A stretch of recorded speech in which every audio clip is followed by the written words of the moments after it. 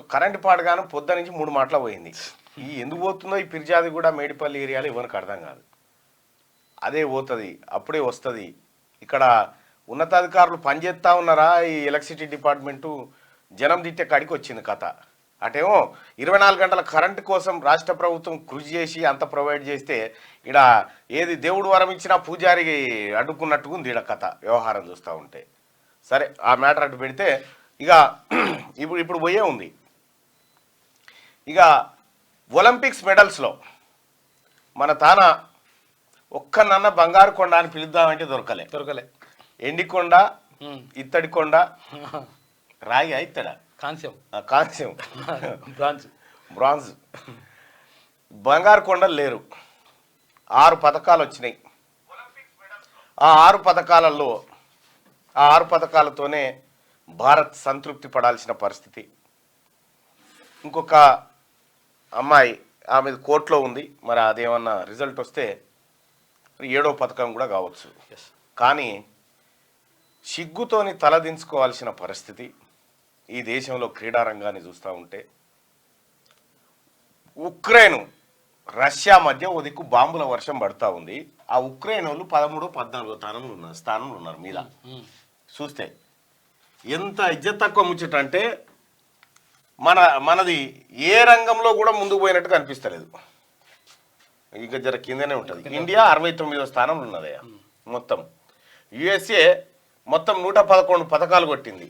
China 83 పథకాలు, Australia 48, Japan 37, Great Britain 57, France 56, Korea 28, Netherlands 29, Germany 29, Italy 36, India 6. చిన్న దేశాలు ఇవన్నీ కలిపితే కూడా ఈ చైనా వదిలిపెడితే అన్ని దేశాల జనాభా కూడా మన జనాభాతో సమానంగా ఉండదు. ఇక ఇక్కడ ఈ దేశంలో క్రీడా రంగాన్ని మొత్తం ఆకాశం వైపు తీసుకుపోతూ గిన్నెల చూపిరిగా మీరు దేశాన్ని ఏడుకో తీసుకుపోతా ఉన్నాం. ఎంతో మనం ప్రపంచ దేశాల మనల్ని చూసి గజ వణుకున్నాయని చెప్తారు కదా, ఎంత ఉత్తమాటనే. ఏ వణుకుడు లేదు, తుణుకుడు లేదు. మనన్నే వణకబెట్టి యువతలకు పంపిస్తారు ఒలింపిక్స్ గేమ్స్లో. ఇలా ఒలింపిక్ ముగింపు వేడుకలు, 6 పథకాలు. ఈ రాష్ట్రంలో లేకపోతే ఈ దేశంలో క్రీడా బడ్జెట్ పెట్టిన బడ్జెట్కు ఈ 6 పథకాలకు వంచురు ఎంత అవుతుందో చూద్దాం. ఇంతకంటే ఇథియోపియా చిన్న దేశాలు. ఇక మన తాన చెప్పమంటే మా నాయకులంతా కలిసి ఇంత పొడుగు చెప్తాం.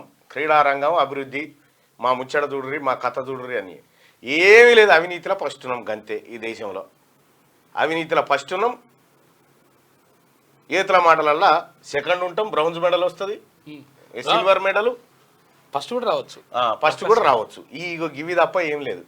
ఈ నాయకులు చెప్పే ముచ్చటకు, ఈ క్రీడారంగానికి, అభివృద్ధికి ఏం పొంతన ఉండదు. ఏమంటే ఏం పొంతన ఉండదు. ఇంకా చాలా గమ్మత్ విశేషాలు ఉన్నాయి లోపలికి పోతే. కాంస్యం అంటే కంచె 5 కంచు పథకాలే. కంచు బంగారం రాలే, మోగుతున్నాయి గట్టిగా. ఇక మార్నింగ్ న్యూస్లోకి వెళ్దాం. వెలుగు దినపత్రిక ఇది.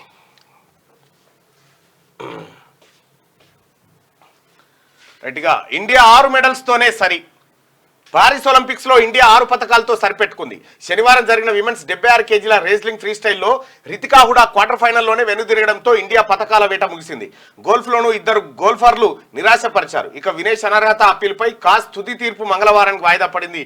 ఆదివారంతో పారిస్ ఒలింపిక్స్ వేడుకలు ముగియనున్నాయి. ఇక ఇయాలటితోని ఒలింపిక్స్ గేమ్స్ అయిపోయినాయి. ఒలింపిక్స్లో మన పథకాలు, మన ఆట, మన పర్ఫార్మెన్స్ అంతా బయటకు వచ్చింది. ఇక ఏమన్నా కొద్దిగా మెరుగేమన్నా ఈ ఒలింపిక్స్లో మనం చూసుకోవాలంటే ఇంకా హాకీలో దశాబ్దాల క్రితం పోయినటువంటి హాకీ ప్రభను మళ్ళా కాంస్య పథకం దాకా పట్టుకొచ్చారు. అదొక్కటే ఊరటనిచ్చేటువంటి అంశం. ఇక తతిమంది అంతుంది 4 ఏళ్లకు ఒకసారి జరుగుతాయి ఒలింపిక్స్. కొండల్లో డేంజర్ బెల్స్. ఈ సంచికతో పాటు 32 పేజీల దర్వాజా సప్లిమెంట్ అందుకోండి.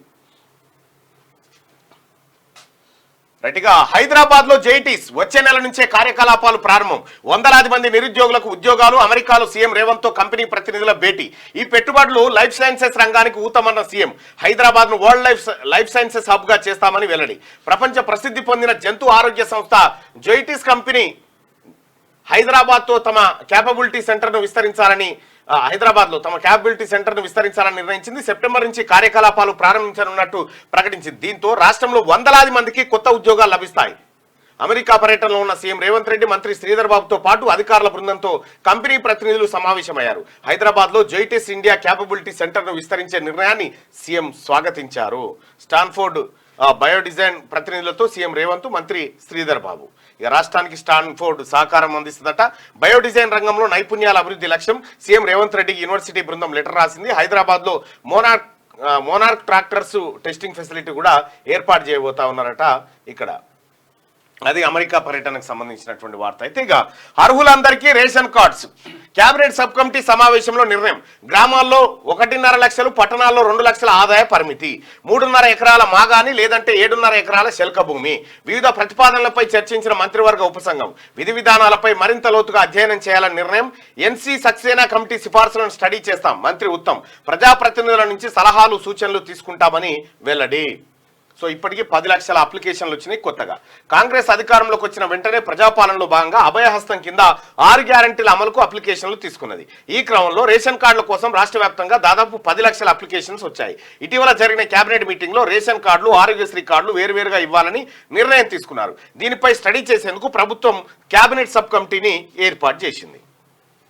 రాష్ట్రంలో అర్హులందరికీ తెల్ల రేషన్ కార్డులు మంజూరు చేయాలని కేబినెట్ సబ్ కమిటీ నిర్ణయించింది. విధి విధానాలపై మరింత లోతుగా అధ్యయనం చేశాకే దీనిపై ముందుకెళ్తామని తెలిపింది. రాజకీయాలకు అతీతంగా ప్రజాప్రతినిధుల నుంచి సలహాలు సూచనలు తీసుకుంటామని చెప్పింది. రేషన్ కార్డుల జారీపై ఏర్పాటైన కేబినెట్ సబ్ కమిటీ సమావేశం శనివారం సెక్రటేరియట్ లో జరిగింది. కమిటీ చైర్మన్ సివిల్ సప్లైస్ శాఖ మంత్రి ఉత్తమ్ కుమార్ రెడ్డి అధ్యక్షతన జరిగిన ఈ సమావేశంలో కమిటీ సభ్యులు మంత్రులు దామోదర్ రాజనరసింహ, పొంగులేటి శ్రీనివాసరెడ్డితో పాటు ఉన్నతాధికారులు కూడా ఇందులో పాల్గొన్నారు. అర్హులందరికీ రేషన్ కార్డులు. రేషన్ కార్డులపై సెక్రటేరియట్ లో శనివారం రివ్యూ నిర్వహిస్తున్న మంత్రులు పొంగులేటి, ఉత్తమ్, దామోదర్ రాజనరసింహ. సో ఇక్కడ మనం మాట్లాడుకోవాల్సింది ఏంటంటే దీనికి విధి విధానాలు కొన్ని తీసుకొచ్చారు. గ్రామాల్లో 1.5 లక్షల ఆదాయం ఉండాలి ఆ కుటుంబానికి, లేదా పట్టణాల్లో 2 లక్షల ఆదాయ పరిమితి ఉండాలి. ఇక గ్రామాల్లో 3.5 ఎకరాల మాగాణం అంటే తరిపొలం, 7.5 ఎకరాల శల్క భూమి, కుష్కి భూమి ఉండాలి. ఇట్లుంటే మీకు రేషన్ కార్డు వస్తుంది. ఇది అంశం. అయితే ఎంత ఉండాలి? 1.5 లక్షల ఆదాయం ఉండాలని చెప్పారు.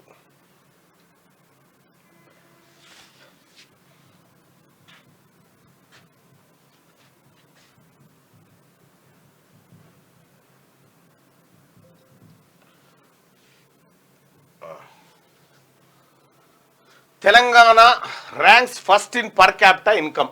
సెంటర్ చెప్పినటువంటి మాట ఇది. ఏమంటున్నారు వాళ్ళు? పర్ క్యాపిటా అంటే ఒక తలకు ఎంత తలసరి ఆదాయం ఉంది, ఏడాదికి తలసరి ఆదాయం ఎంత ఉంది ఒక తలకాయ మీద అంటే 3,08,732 రూపాయలు ఉందని చెప్తా ఉన్నారు. అది అప్పుడు పుట్టిన బిడ్డకు కూడా పర్ క్యాపిటలో అప్పుడు పుట్టిన బిడ్డకు కూడా పెడతారు. ఒక ఇంట్లో 4 ఉంటే 3×4 12 లక్షలు ఇన్కమ్. ఏడాది 10 లక్షలు ఖర్చు అయినాయి అనుకో, 2 లక్షలు ఇన్కమ్ మిగిలింది అనుకో, అయినా కూడా అనర్హులే. ఈ రాష్ట్రంలో ఉన్న ప్రతి తలకాయకు 3,08,732 రూపాయల పర్ క్యాపిటా చూపించిన తర్వాత రేషన్ కార్డులో పెట్టినటువంటి నిబంధన ప్రకారము అర్హులు ఎవరైతారు? ఒక్కరు కూడా ఉండరు.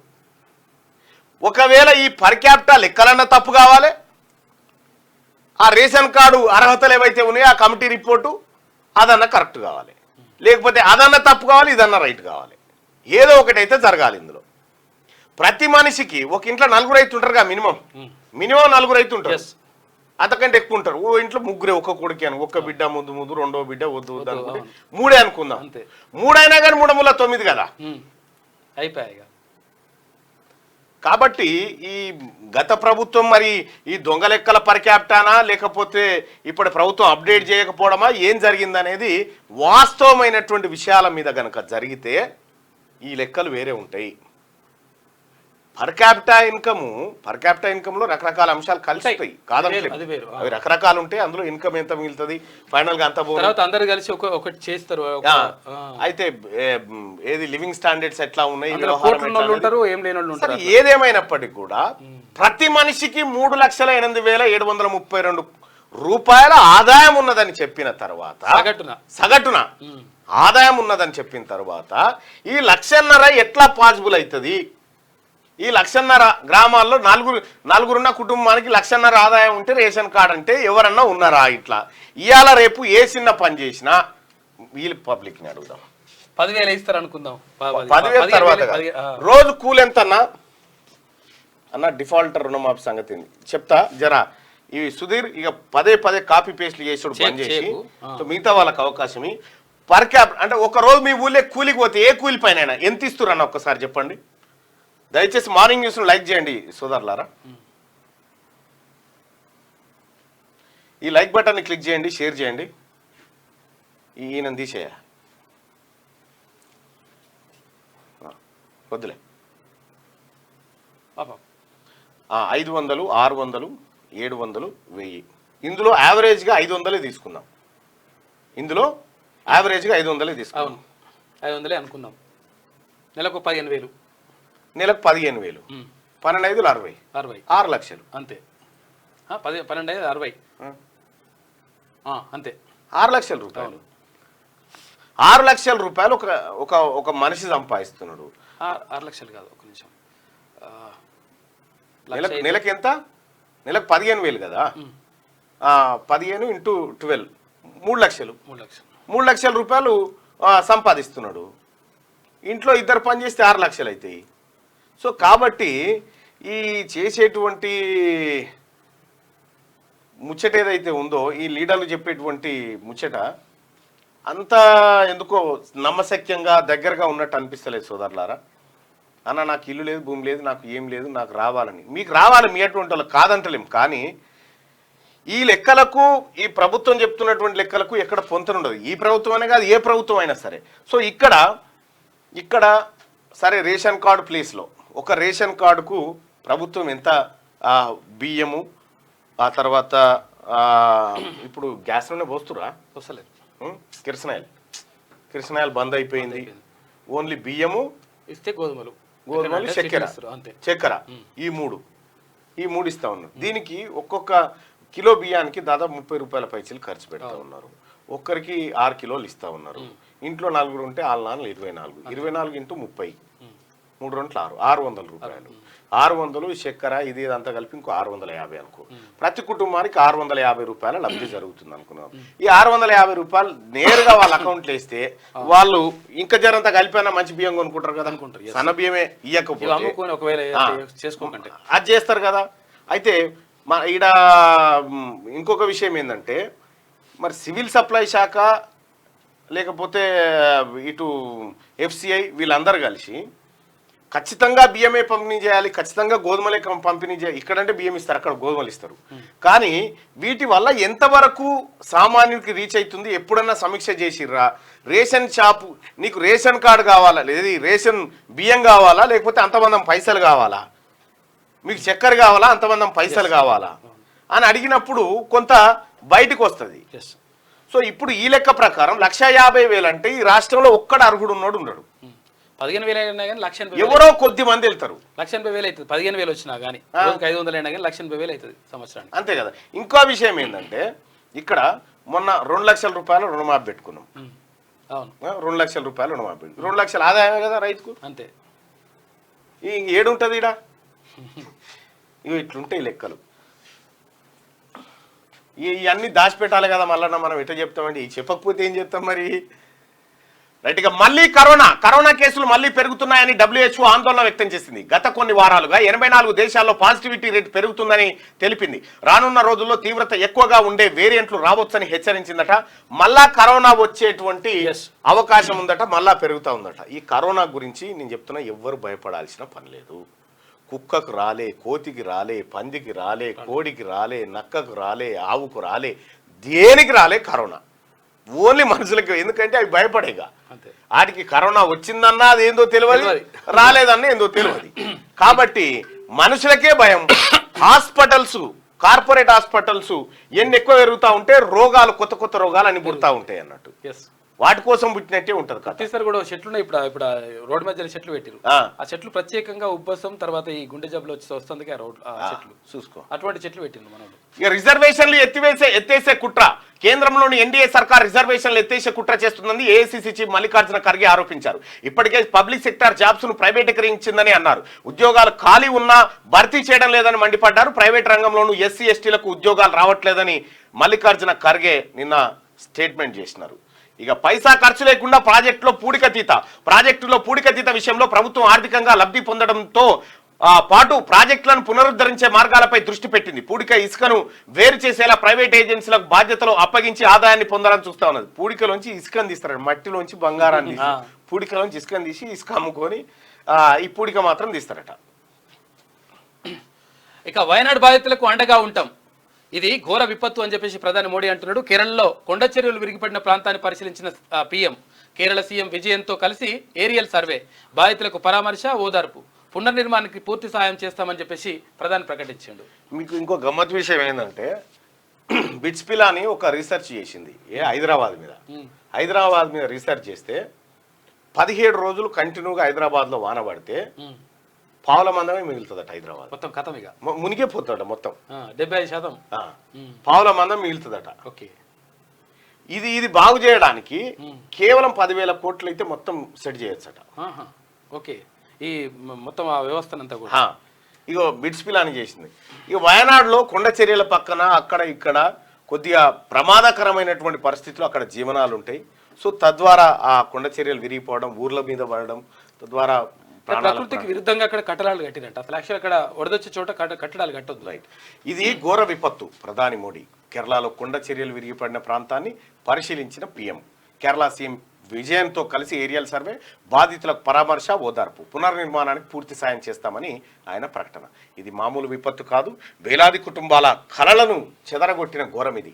విపత్తు నష్టాన్ని నేను కళ్ళారా చూశాను. రిలీఫ్ క్యాంపుల్లో బాధితులను కలిసి మాట్లాడాను. హాస్పిటల్లో చికిత్స పొందుతున్న బాధితులను కూడా పరామర్శించానని చెప్పి ప్రధాని నరేంద్ర మోడీ నిన్న వాయనాడు పోయాడు. కేటీఆర్ను జైల్లో వేస్తారు, సీఎం రేవంత్ పై వేస్తాడు. కేటీఆర్ను జైల్లో వేస్తాడు, సీఎం రేవంత్ పై నమ్మకం ఉందని చెప్పేసి బండి సంజయ్ అంటున్నారు. కేటీఆర్ చేసిన అవినీతి అరాచకాలు అందరికీ తెలుసు. బీజేపీ బీఆర్ఎస్ మధ్య చర్చలు ఫేక్ న్యూస్. ఎమ్మెల్యేలను కాపాడుకునేందుకే బీఆర్ఎస్ నేతలు పార్టీ విలీనమని ప్రచారం చేస్తున్నారని కామెంట్. రైట్, ఇక ఎమ్మెల్యేలను కాపాడుకునేందుకే బీఆర్ఎస్ నేతలు పార్టీ విలీనమని ప్రచారం చేయాలి. అసలు మేము బీజేపీలో కలుస్తున్నామని ప్రచారం చేస్తుంది బీఆర్ఎస్ లేనట. అవునంట, ఎందుకంటే వాళ్ళ ఎమ్మెల్యేలను కాపాడుకోవడానికి ఇది ఎత్తుగడ వాడుతున్నారంటే అక్కడ కాంగ్రెస్ ఓకుంటుంటారని అట్లా చేస్తురట. అయితే కేటీఆర్ ను జైల్లో వేస్తాడు, సీఎం రేవంత్ పై నమ్మకం ఉంది బండి సంజయ్. నేను చెప్తున్నా ఎవడు జైలు పోడు. ఎవడు రాజకీయ నాయకులు ఎప్పుడు తమ కంట్లో తమ ఏలు ఓడుచుకోరు. ఇప్పుడు విషయం ఏమవుతుందంటే కేటీఆర్నో లేకపోతే హరీష్ రావునో కేసీఆర్నో ఇప్పుడు జైలు వేస్తే ఏమవుతుంది, అయ్యో పాపం అని సానుభూతి వస్తుంది. రకరకాల అంశాలు దాని చుట్టూ ఉంటాయి. ఎవరికి జైల్లోకి పోరు. జైల్లోకి పోయినోడు ఎప్పుడైనా లీడర్ అవుతాడు, గుర్తుపెట్టుకోరు. ఇక Assam to Khammam speed post లో హెరాయిన్, డార్క్ వెబ్ లో ఆర్డర్, క్రిప్టో కరెన్సీలో payment, software engineer arrest, TNAB. Khammam పోలీసుల జాయింట్ ఆపరేషన్. డార్క్ వెబ్ ద్వారా జరుగుతున్న డ్రగ్స్ దందాపై యాంటీ నార్కోటిక్స్ బ్యూరో నిఘా పెట్టింది. ఖమ్మం పోలీసులతో కలిసి ఆపరేషన్ చేపట్టి ఓ సాఫ్ట్వేర్ ఇంజనీర్ ను అరెస్ట్ చేసింది. ఈ కేసు వివరాలను టీన్యాబ్ అధికారులు శనివారం వెల్లడించారు. ఖమ్మం పట్టణంలోని రోటరీ నగర్ కు చెందిన సాఫ్ట్వేర్ ఇంజనీర్ గత నెల 31న డార్క్ వెబ్ ద్వారా డ్రగ్స్ ఆర్డర్ చేశాడు. అతడు క్రిప్టో కరెన్సీ ద్వారా పేమెంట్ చేయగా అవి అస్సాంలో ఉన్న వ్యక్తికి వెళ్ళాయి. డ్రగ్ సప్లయర్ ఆన్లైన్ ద్వారానే కన్సైన్మెంట్ నెంబర్ ను సాఫ్ట్వేర్ ఇంజనీర్ కు షేర్ చేశాడు.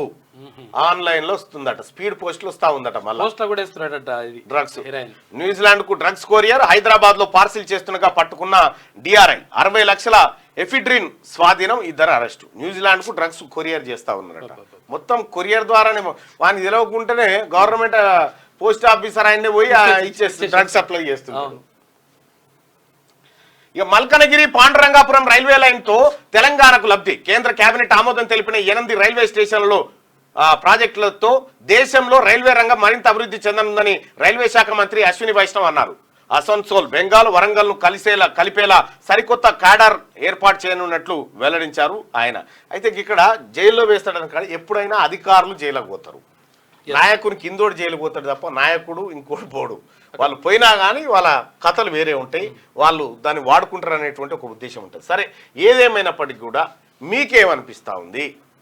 కేసీఆర్, కేటీఆర్, హరీష్ రావు జైలుకు పోతారా పోరా? అంతే.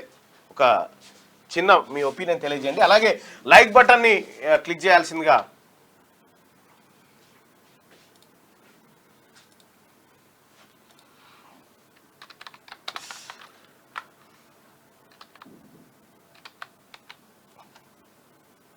కానీ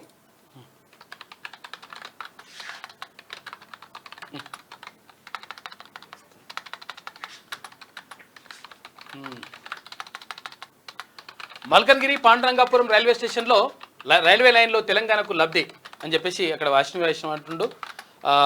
పెద్దాపూర్ గురుకులంలో పాములంట. జగిత్యాల జిల్లా పెద్దాపూర్ గురుకులంలో పాములు కలకలం సృష్టించాయి. పారిశుద్ధ్య పనులు చేపట్టిన కార్మికులకు పదుల సంఖ్యలో పాములు కనిపించడంతో భయాందోళనకు గురయ్యారు. ఇక 4 పాములను చంపేయగా మిగతావి పొదల్లోకి వెళ్ళిపోయినాయంట. ఇక పెద్దాపూర్లో మొన్న అనుమానాస్పదంగా మృతి చెందుతా ఉన్నారు పిల్లలు అని చెప్పేసి వచ్చింది. అది పాములు తెలియజేయండి దయచేసి. దాంట్లో రైట్, ఇక్కడ కేటీఆర్ను రేవంత్ రెడ్డి జైలుకు పంపుతాడు అని బండి సంజయ్ అంటా ఉన్నాడు. కేటీఆర్ జైలుకు పోతాడు అనుకునే వాళ్ళు పైన, కేటీఆర్ జైలుకు పోడు అనుకునే వాళ్ళు కింద. మీ ఒపీనియన్ని తెలియజేయండి. జాబ్ క్యాలెండర్లో జాబ్ పోస్టులు ఎట్లా ఇస్తారా? నాకు అర్థం కాదు. పబ్లిక్ లైబ్రరీ జాబ్స్ లేవు అంటున్నారు. లైన్ లేదా? మాటిజన్ బతుకులు నీ వల్లే బాగుపడుద్దన్నా, మాకు ఏ పార్టీల మీద నమ్మకం లేదు, అందుకే మాట్లాడినా బ్రదర్, డోంట్ వరీ అన్నా, ఇన్కమ్ ట్యాక్స్ గురించి మాట్లాడండి అన్నా. ఓకే, దయచేసి ఈ లైక్ బటన్ని క్లిక్ చేయండి సోదరులారా, లైక్ బటన్ని క్లిక్ చేయండి. అలాగే క్యూన్యూస్ అఫీషియల్ అనేటువంటి యాప్ ఉంటుంది, ఆండ్రాయిడ్ యాప్, అది దయచేసి అందరు డౌన్లోడ్ చేసి పెట్టుకోండి. ఇక బహుశా యూట్యూబ్ నుంచి మనం వేరే ప్లాట్ఫామ్ మీదకి వస్తాం. ఈ లైక్ బటన్ మాత్రం ఖచ్చితంగా క్లిక్ చేయండి. ఇది చూపిస్తలేదు ఎందుకో మరి. దీన్ని క్లిక్ చేయండి సోదరులారా, లైక్ చేయండి, తర్వాత షేర్ కూడా చేయండి. రైట్గా ఇది ఇట్లుంటే పెద్దాపూర్ గురుకులంలో పాములు. జగిత్యాల జిల్లా పెద్దాపూర్ గురుకులంలో పాములు కలకలం సృష్టించాయి. పారిశుద్ధ్య పనులు చేపట్టిన కార్మికులకు పదుల సంఖ్యలో పాములు కనిపించడంతో భయాందోళనకు గురయ్యారు. 4 పాములను చంపేగా మిగతావి పొదల్లోకి వెళ్ళిపోయినాయట. అనుమానాస్పదంగా చనిపోతారు పిల్లలు అక్కడ కదా, అది పాములు కరుస్తా ఉన్నట్టు. స్కూల్పై ఇజ్రాయెల్ దాడి, 80 మంది మృతి. గాజా సిటీలో పాలస్తీనియన్లు తలదాచుకుంటున్న తబీన్ స్కూల్పై ఇజ్రాయెల్ వైమానిక దాడికి పాల్పడింది. ఈ దాడిలో 80 మంది చనిపోయారు, మరో 47 మంది గాయపడ్డారు. మృతుల సంఖ్య పెరిగే అవకాశం ఉంది. చనిపోయిన వారిలో చాలా మంది మహిళలు, పిల్లలు ఉన్నారని పాలస్తీనా అధికారులు వెల్లడించారు. దీనిపై ఇజ్రాయెల్ సైన్యం స్పందించింది. ఆ స్కూల్ను హమాస్ తన కమాండ్ సెంటర్గా ఉపయోగిస్తుందని, అందుకే దాడి చేశామని వాళ్ళు పేర్కొన్నారట. పిల్లలు చనిపోయారట పాపం. బంగ్లాదేశ్లో మళ్ళీ అల్లర్లు. బంగ్లాదేశ్లో మరోసారి అల్లర్లు చెలరేగాయి. ఈసారి స్టూడెంట్స్ సుప్రీంకోర్టు ప్రధాన న్యాయమూర్తి ఒబైదుల్ హసన్ని టార్గెట్ చేసుకున్నారు. ఆయన మాజీ ప్రధాని షేక్ హసీనా మద్దతుదారుడని, గంటలో పదవికి రాజీనామా చేయాలని డిమాండ్ చేశారు. ఇతర న్యాయమూర్తులు కూడా పదవి నుంచి దిగిపోవాలని పట్టుబట్టారు. తప్పుకోకుంటే వారి ఇళ్లపై దాడులు చేస్తామని హెచ్చరించారు. అపెక్స్ కోర్టు వరకు భారీ ర్యాలీ తీశారు. దీంతో supreme court chief justice Obaidul Hasan దిగొచ్చారు. తాను పదవికి రాజీనామా చేస్తున్నట్టుగా ఆయన ప్రకటించాడు. సరే, ఇక్కడ బంగ్లాదేశ్ మొత్తం అల్లకల్లోలమైనటువంటి పరిస్థితి. సో ఏకంగా అక్కడి ప్రజలు సుప్రీంకోర్టు ప్రధాన న్యాయమూర్తికి హెచ్చరికలు జారీ చేశారు. గంట సేపట్లో దిగకపోతే నీ సంగతి చెప్తామన్నారు. రాజీనామా చేశారు. అయితే సార్, ఈ అంశం నిన్న ఇది పక్కకు పెడితే కాస్త సుప్రీంకోర్టు పదే 50% రిజర్వేషన్ దాటొద్దు.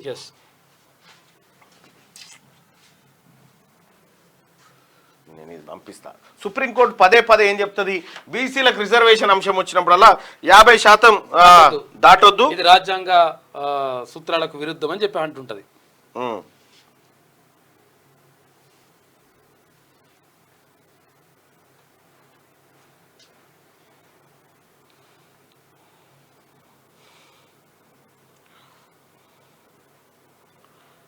ఇక్కడ సుప్రీంకోర్టులో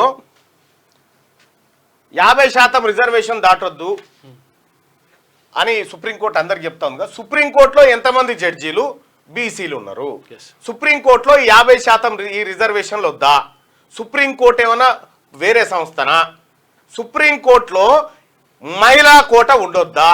ఎంతమంది మహిళలు ఉన్నారు సుప్రీంకోర్టులో? జడ్జెస్ ఏ క్యాస్ట్కు సంబంధించిన వాళ్ళు, ఏ వర్గానికి సంబంధించిన వాళ్ళు ఈ ప్రజలకు చెప్పరా? మీ కాడ అమలు కానటువంటి న్యాయము మా కాడ అమలు చేయాలని మీరు ఆదేశిస్తారు. ఇది ఎట్లా న్యాయం అవుతుంది? కాబట్టి సుప్రీంకోర్టులో కూడా ఎస్సీ ఎస్టీ బీసీలకు సంబంధించిన రిజర్వ్డ్ పోస్టులు ఉండాలా? అప్పుడు ఓపెన్ కేటగిరీ ఎంత అమలు అవుతుంది ఈ లెక్క ప్రపంచానికి చెప్పి ఇక్కడ 50% మించొద్దు బీసీల రిజర్వేషన్ 33 నుంచి 27, 27 నుంచి 18. ఎట్లా తగ్గిపోతుంది రిజర్వేషన్? నిన్న మొన్న వస్తా ఉన్నారు ఈ బీసీ జడ్జీలు, వాళ్ళు వీళ్ళు కూడా అది వరకు లేనేలేరు. అసలు ఇప్పుడు ఎవరి వాటా వాళ్ళకి వెళ్ళిపోయిన తర్వాత పూర్తిగా నష్టపోయింది బీసీలే కదా. ఇప్పుడు ఒకవేళ 17%, 15% నీ 50% గీత పెట్టాలని ఏ రాజ్యాంగం ఏడ రాసింది? చూపెట్టు. 50% ఉండాలని ఏడ రాసింది? ఒకవేళ అట్లుంటే మరి మళ్ళీ ఎందుకు పెంచుకున్నారు? ఇప్పుడు ఈడబ్ల్యూఎస్ ఎందుకు పెరిగింది? నిన్న ఒక పిల్లగాడు చెప్పిండు, అన్న 75 మార్కులు వచ్చి నాకు రాలేదన్న, నేను క్వాలిఫై కాలే. 60 మార్కులతోని ఈడబ్ల్యూఎస్ కోటాలో వాళ్ళు క్వాలిఫై అయ్యారు అన్నాను. ఈ బీసీ పిల్లలకు కూడా రావాల్సినటువంటి సోయి ఏంటంటే అసలు ఈ స్లాబ్ పెట్టినోడు ఎవడు? ఈ స్లాబ్ లో నైపుణ్యత ఏమన్నా అంటే 50% క్వాలిటీ ఉండాలంటారు. ఈ క్వాలిటీ ఉన్నోళ్ళని పంపించే ఎన్ని పథకాలు వచ్చినాయి ఈడ? ఒలింపిక్స్ లో 6. అవి కూడా ఈ తెచ్చిన వాళ్ళ దాంట్లో ఎవ్వడు కూడా లేడు అప్పర్ క్యాస్ట్ మళ్ళా. అందుకోసమే దీనిపైన ఈ దేశంలో చర్చ జరగాలి. ఈ బీసీలకు జరుగుతున్నటువంటి అన్యాయం విషయంలో ఖచ్చితంగా బీసీ స్టూడెంట్స్, బీసీ ఉద్యోగులు, బీసీ లాయర్లు, బీసీ అడ్వకేట్లు, బీసీ సమాజం అంతా ఒకసారి దీనిపైన దృష్టి పెట్టాల్సిన సమయం అయితే వచ్చింది. సుప్రీంకోర్టులో ఎంతమంది జడ్జీలు బీసీలు ఉన్నారు సుప్రీంకోర్టులో? ఈ చెప్పురు మాకు లెక్క. సెబీ చైర్పర్సన్ టార్గెట్ గా Hindenburg report. American short seller Hindenburg research సంస్థ మరో బాంబు పేల్చింది. ఈసారి సెబీ చైర్పర్సన్ మాధవి పూరి బొచ్చును టార్గెట్ గా చేసుకుంది. అదాని అక్రమ లావాదేవీల కోసం ఉపయోగించిన రహస్య విదేశీ సంస్థల్లో ఆమె భర్తకు వాటాలున్నాయని సంచలన ఆరోపణలు చేసింది. ఇవి మారిషస్, బెర్ముడా ఫండ్స్ అని, వీటిలో బుచ్చి దంపతుల వాటాల విలువ ఎంత మాత్రం తెలియదని పేర్కొంది. ఈ పెట్టుబడులు 2015 నాటివని, అప్పుడు Madhavi SEBI whole time member అని తెలిపింది. అసలు ఈ అసలు చమత్కారం చూడు, హిండెన్బర్గ్ మళ్ళొక బాంబు వేసింది అదాని గ్రూప్ మీద. అదాని గ్రూపు గతంలో ఏది ఫేక్ ఐప్ చూపించి ఏది ప్రపంచంలోనే 3వ స్థానానికి ఎగబాకిందని చెప్పారు కదా, అదానిదంతా డొలనేనట. ఇక్కడ ఈమె ఎవరైతే ఉన్నదో సెబీ చైర్పర్సన్ మాధవి పూరి బుచ్, ఈమె రహస్యంగా అదాని గ్రూప్ లో వాటాలు ఉన్నాయట ఈమెకు. చూసుకో సెబీ. అసలు ఈ సెబీ ఏంది? Securities exchange board of India. ఈ సెబీ ఏం చేస్తుందంటే పెట్టుబడిదారులకు భద్రత, పెట్టుబడిదారులకు భరోసా, ఇటువంటి కార్యక్రమాలు కల్పించి మన సిబిల్ స్కోర్ కూడా వీళ్ళే చూస్తారు. సో కాబట్టి వీళ్ళకు వాళ్ళ ఫైనాన్షియల్ స్ట్రెంత్, హెల్త్ ఎట్లా ఉంది ఇవన్నీ చూసేటువంటి సంస్థలు. దీని పెద్ద మేడమే అదానితో సోబత్ కట్టిందట చీకట్ల కట్టుడుతోటి. ఇప్పుడు అదాని ఆడింది ఆట ఈమెది అహ్మదాబాద్ లో చదివింది అమ్మ. మొత్తం అక్కడి నుంచే దందా అంతా. ఇది వెలుగు దినపత్రికలో ఉన్నటువంటి వార్తలు. ఇది ఒకసారి దయచేసి ఇది కేటీఆర్ ను రేవంత్ రెడ్డి జైలుకు పంపుతాడు అని బండి సంజయ్ అంటున్నాడు. కేటీఆర్ జైలుకు పోతాడు అనుకునే వాళ్ళు ఇక్కడ, కేటీఆర్ జైలుకు పోడు అనుకునే వాళ్ళు ఇక్కడ. మీ ఒపీనియన్ ఏంది? కేటీఆర్ జైలుకు పోతాడని 59% మంది, పోడు అని 41% మంది అంటా ఉన్నారు. గతంలో పెట్టినటువంటి ఈ పోలుకు భిన్నంగా ఈ కనిపిస్తా ఉంది. గతంలో పోతాడు అని 89% మంది చెప్పేది, ఇప్పుడు 41%కి వచ్చింది. అది అమ్మా కిరణ్ ఈయన కేటీఆర్ జైలుకు పోతే కాంగ్రెస్ వల్ల బద్దలు వలుగుతాయి అని చెప్పని అంటా ఉన్నాడు. ఈ అమ్మ అనే పేరు తీసేద్దాం, ఈ బూతులకు ఈ అమ్మకు సింక్ అయితే లేదు. రైట్గా ఆంధ్రజ్యోతిలో ఉన్నటువంటి వార్తలు చూద్దాం. బంగ్లా సీజే రాజీనామా, ప్రధాన న్యాయమూర్తి ఒబైదుల్ హసన్ కేంద్రంగా ఢాకాలో విద్యార్థుల ఆందోళన, సుప్రీంకోర్టును చుట్టుముట్టి నిరసన, గంట వ్యవధిలో రాజీనామాకు పట్టు, షేక్ హసీనాకు విధేయుడుగా ముద్ర, తాత్కాలిక సీజేగా అష్ఫాకుల్ నియామకం అట.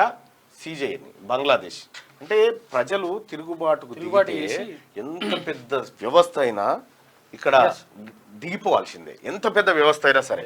మేము లోకాతీతులం, మేము సర్వాంతర్యాములం అనుకునేటువంటి ప్రతి ఒక్కరిని చరిత్ర కాలగర్భంలోనే కలిపేసింది. హిట్లరు పెద్ద పెద్దోళ్ళని, అంతే ప్రపంచాన్ని. న్యాయ వ్యవస్థ అంతేనా? మన దేశంలో అన్ని వ్యవస్థలు కుప్పకూలిపోయాయన్నది మెజారిటీ ప్రజల భావన. ఇతర వ్యవస్థల్లో న్యాయం దక్కనప్పుడు ఎవరైనా న్యాయ వ్యవస్థ తలుపు తడతారు. అక్కడ కూడా వెంటనే న్యాయం జరుగుతుందన్న భరోసా కానీ అసలు న్యాయం లభిస్తుందన్న గ్యారంటీ కూడా లేకపోయింది. మిగతా వ్యవస్థలతో పోలిస్తే న్యాయ వ్యవస్థ కొంచెం మెరుగ్గా ఉన్నప్పటికీ ఆ వ్యవస్థపై కూడా ప్రజలకు నమ్మకం పోతుంది. వివిధ సందర్భాలలో సుప్రీంకోర్టు చేసే వ్యాఖ్యలకు, అది ఇచ్చే ఆదేశాలకు పొంతన ఉండడం లేదు. మాచర్ల మాజీ ఎమ్మెల్యే పిన్నెల్లి రామకృష్ణారెడ్డి కేసులో ముందస్తు బెయిల్ మంజూరు చేసిన హైకోర్టును తప్పుపట్టిన సుప్రీంకోర్టు, హైకోర్టు మంజూరు చేసిన ముందస్తు బెయిల్ను మాత్రం రద్దు చేయలేదు. దీన్ని ఎలా అర్థం చేసుకోవాలి అంటే, రద్దు చేయాల్సిందే కదా, ఎందుకు చేయలేదు అని చెప్పి రాధాకృష్ణ గారి ఆవేదన లెక్క అయితే ప్రపంచవ్యాప్తంగా పలు దేశాలలో నెలకొన్న పరిస్థితులను గమనిస్తే పాలక పక్షాలపై ప్రజల్లో ఆగ్రహం పెళ్లుబుకుతుంది. బంగ్లాదేశ్ పరిణామాలని తీసుకుందాం. ప్రధానమంత్రి పదవికి రాజీనామా చేసిన షేక్ హసీనా 7 నెలల క్రితం జరిగిన ఎన్నికల్లో భారీ మెజార్టీతో అధికారంలోకి వచ్చారు. పాకిస్తాన్ నుంచి బంగ్లాదేశ్ విడిపోయి స్వతంత్ర దేశంగా ఆవిర్భవించడానికి ఆమె తండ్రి ముజిబుర్ రెహమాన్ కారణం. బంగ్లా ప్రజలు ఆయనను జాతిపితగా గౌరవించి నెత్తిన పెట్టుకున్నారు. అదే ప్రజలు ఇప్పుడు ఆయన విగ్రహాలను పగలగొడుతున్నారు. రిజర్వేషన్ల విషయంలో హసీనా నిర్ణయాన్ని పాక్షికంగా సమర్థించిన బంగ్లా సుప్రీంకోర్టు ప్రధాన న్యాయమూర్తి నివాస భవనంపై కూడా ప్రజలు దాడి చేశారు. పాలకులు మాత్రమే కాదు, న్యాయ వ్యవస్థ కూడా ప్రజాభిప్రాయాన్ని దృష్టిలో పెట్టుకొని మాత్రమే తీర్పులు ఇవ్వాలని బంగ్లా పరిణామాలు చెప్తున్నాయా? అలానే గుంపు స్వామ్యానికి తల ఒగ్గితే రాజ్యాంగంలోని నిబంధనల విషయం ఏమిటనే ప్రశ్న వస్తుంది. ఇలాంటి సంక్లిష్ట సమస్య ఎదురవ్వకూడదంటే ప్రభుత్వాలు మాత్రమే కాదు, వ్యవస్థలు కూడా ప్రజల్లో తమపై నమ్మకం పోకుండా వ్యవహరించాలి. మన దేశంలో అత్యున్నత దర్యాప్తు సంస్థలైన సిబిఐ, ఈడీలపై ప్రజలు నమ్మకం కోల్పోయారు. పాలక పక్షాల చేతిలో అవి కీలుబొమ్మలుగా మారిపోయాయి. తాజాగా న్యాయ వ్యవస్థపై కూడా ప్రజల్లో నమ్మకం సడలుతోంది. ప్రజాప్రతినిధులపై దాఖలయ్యే అవినీతి కేసుల్లో విచారణ ఏడాదిలోగా పూర్తి కావాలని సుప్రీంకోర్టు పలు సందర్భాల్లో అభిప్రాయపడింది. మరి జరుగుతున్నదేమిటి? ఢిల్లీ మాజీ ఉప ముఖ్యమంత్రి సిసోడియా 17 నెలల పాటు జైల్లో ఉన్నారు. అయినా దర్యాప్తు సంస్థల విచారణ పూర్తి కాలేదు. ఇంకా గంతంటరే నా మీద పెట్టినటువంటి, నా మీద చిల్క ఏది గతంలో ఈ కేసీఆర్ పోలీసులు ఈ రాధాకిషన్రావు ఈ బ్యాచ్ అంతా కలిసి చిల్కలు కూడా పిఎస్లో నా మీద కేసు పెట్టారు. ఇప్పటి వరకు ఛార్జ్షీట్ వేయలేదు. ఛార్జ్షీట్ వేస్తే దొరికిపోతారు కదా. ఆంధ్రప్రదేశ్ మాజీ ముఖ్యమంత్రి జగన్మోహన్ రెడ్డిపై కోర్టు విచారణలో జాప్యం జరుగుతున్న తీరు కేస్ స్టడీస్ అవుతుంది. జగన్ కేసులు విచారణకు రాకుండానే న్యాయమూర్తులు బదిలీ అవుతున్నారు. ఈ విషయంలో సుప్రీంకోర్టు ఏమీ చేయలేదా? వివిధ సందర్భాల్లో ఎవరికి వారు తమ తప్పు లేదని చెప్పి చేతులు దులుపుకుంటున్నారు. పొలిటికల్ బాసుల కన్సర్న్లలో పనిచేయడానికి వ్యవస్థలు అలవాటు పడ్డాయి. గల్లీ నుంచి ఢిల్లీ వరకు ఇదే పరిస్థితి. ఇలా అయితే ప్రజల్లో తిరుగుబాటు రాదా? తమపై ప్రజల్లో నమ్మకం చచ్చిపోకుండా ఉండేందుకు సుప్రీంకోర్టు స్థాయిలో అప్పుడప్పుడు ప్రజలకు ఉపశమనం లభించే విధంగా తీర్పులు వస్తున్నాయి. కానీ నిందితులైన రాజకీయ నాయకులు మాత్రం అందరం ఎక్కుతూనే ఉన్నారు. బంగ్లాదేశ్ వంటి పరిణామాలు మన దేశంలో జరగకపోవచ్చును. కానీ నిజాయితీ పరులు, ప్రజాస్వామ్య ప్రియులు, కష్టపడి సంపాదించి పన్నులు కడుతున్న వారిలో అసంతృప్తి గూడు కట్టుకుంటుంది. అది ఎప్పుడైనా ఏ రూపంలోనైనా పెళ్ళుబుకవచ్చు. తెలంగాణ రాష్ట్ర ఆవిర్భావానికి కారకుడైన కేసీఆర్ కు ప్రస్తుత దుస్థితి ఎందుకు వచ్చింది? ఆయన కూడా తనను తెలంగాణ పితగా పిలిపించుకున్నారు. 9.5 ఏళ్లు తిరిగేసరికి అదే తెలంగాణ ప్రజలు కేసీఆర్ ను తిరస్కరించారు. మలబోయింది కరెంటు.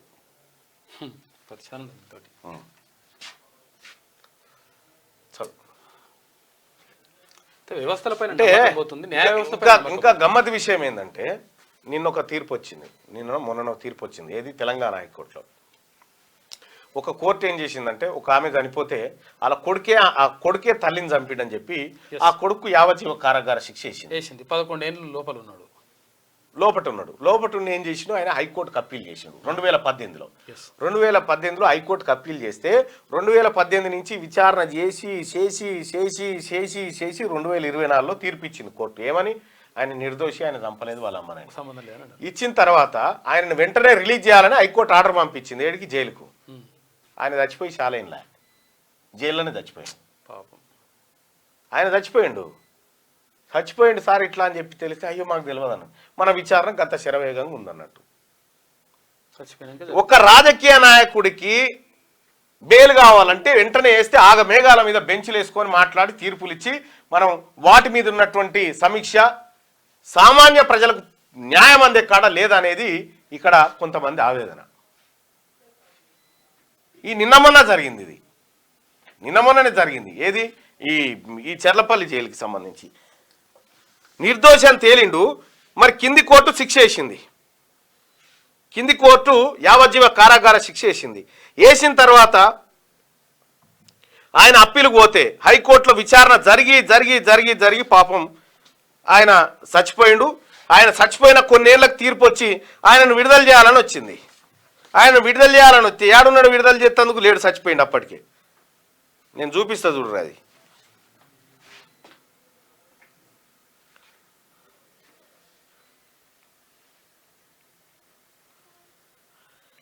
ఇక గమ్మత్తుంటాయి ఒకటొకటి చెప్తుంటే కానీ ఇక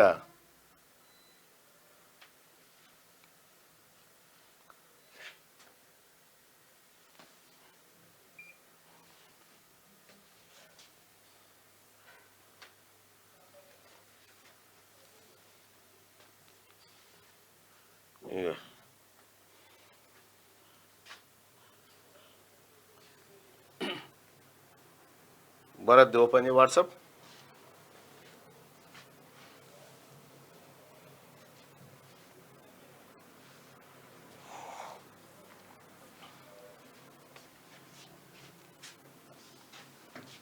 ఇక నిర్దోషిగా తేలిన కొడుకు 6 ఏళ్ల కిందటే మృతి. తల్లి హత్య కేసు తీర్పును సవరించిన హైకోర్టు. తల్లి హత్య కేసులో కొడుకును నిర్దోషిగా తేలిస్తూ ఇటీవల వెలువరించిన తీర్పును హైకోర్టు సవరించింది. కన్న తల్లిని హత్య చేశాడనే ఆరోపణతో సిద్దిపేట జిల్లా దుబ్బాక మండలం పెద్దగుండవల్లి గ్రామానికి చెందిన పెద్దగుండల పోచేను పోలీసులు అరెస్ట్ చేశారు. అతడికి 2016లో కింది కోర్టు యావజ్జీవ శిక్ష విధించింది. దాంతో అతడు జైల్లోనే ఉంటూ ఆ తీర్పును హైకోర్టులో అప్పీల్ చేశాడు.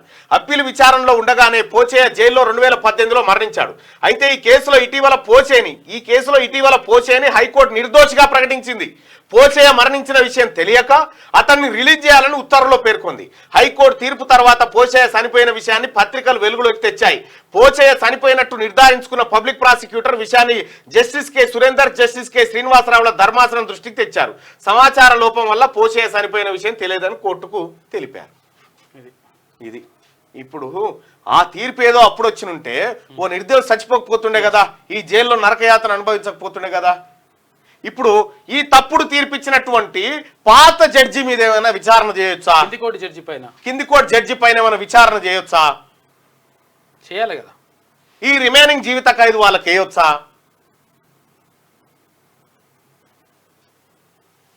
ఇట్లుంటుందా పరిస్థితి? దయచేసి మార్నింగ్ న్యూస్ చూస్తున్నటువంటి కరెంట్ పోతుంది వస్తుందిగా, ఇంకా ఏం మాట్లాడాలి కరెంట్ గురించి? దయచేసి ఈ లైక్ బటన్ క్లిక్ చేయండి సోదరులారా.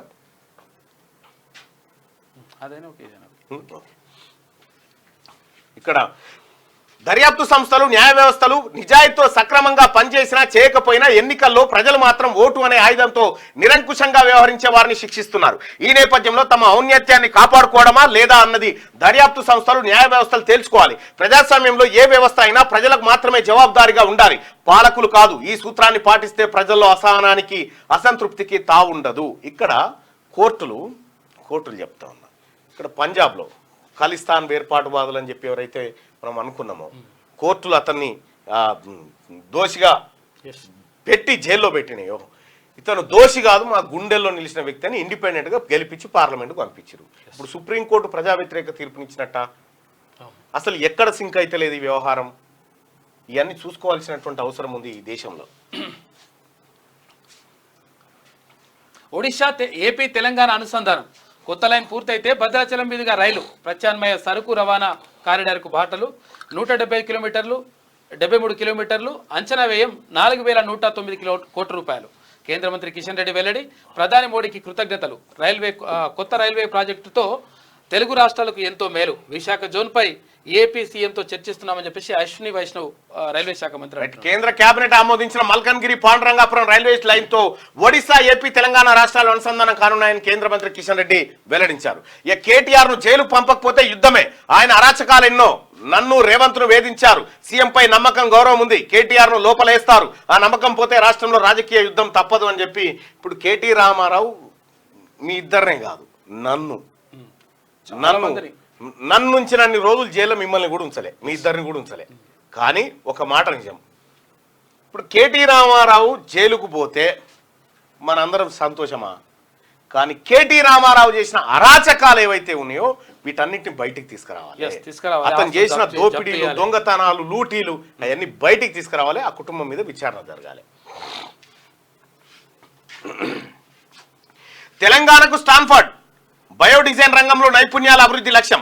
లైఫ్ సైన్సెస్ స్కిల్ వర్సిటీలోను భాగస్వామ్యం. సీఎం రేవంత్ కు లేఖ అందించిన యూనివర్సిటీ బృందం. గూగుల్ సంస్థ ప్రధాన కార్యాలయాన్ని సందర్శించిన సీఎం. సాంకేతిక సేవల విస్తృతి, ఏఐసిటీ నిర్మాణం, స్కిల్ వర్సిటీ ఏర్పాటు తదితర ప్రాజెక్టులో భాగస్వామ్యం పైన చర్చలు. హైదరాబాద్ లో జైటిస్ మోనార్క్ ట్రాక్టర్స్ విస్తరణ. అమెరికాలో సీఎంతో భేటీ అయిన కంపెనీల ప్రతినిధులు. మళ్ళీ రేవంత్ తో భేటీ. తెలుగు రాష్ట్రాల మధ్య సమస్యల పరిష్కారానికి కట్టుబడి ఉన్నాం. ఏపీ సీఎం చంద్రబాబు వెల్లడి. ఆంధ్రప్రదేశ్లో 5 ఏళ్లు విధ్వంసం జరిగిందని ఆవేదన చెప్తూ మళ్ళొకసారి ఇద్దరు ముఖ్యమంత్రులు భేటీ కాబోతా ఉన్నారట. ఇక జల విద్యుత్ కేంద్రాలకు మరమ్మతులేవి, అధికారుల నిర్లక్ష్యంతో నష్టం. సమీక్షలో ఉప ముఖ్యమంత్రి భట్టి. ఇక హిండెన్బర్గ్ మరో బాంబు. అదానీ విదేశీ కంపెనీల్లో సెబీ చీఫ్ కు వాటాలు. బెర్ముడా మారిషస్ లో రహస్య పెట్టుబడులు. ఇందుకు అదానీ సోదరుడు వినోద్ సాయం. పెట్టుబడుల తర్వాతే సెబీలో మాధవి చేరిక. ఇదంతా ముందే పెద్ద ట్రాప్నే.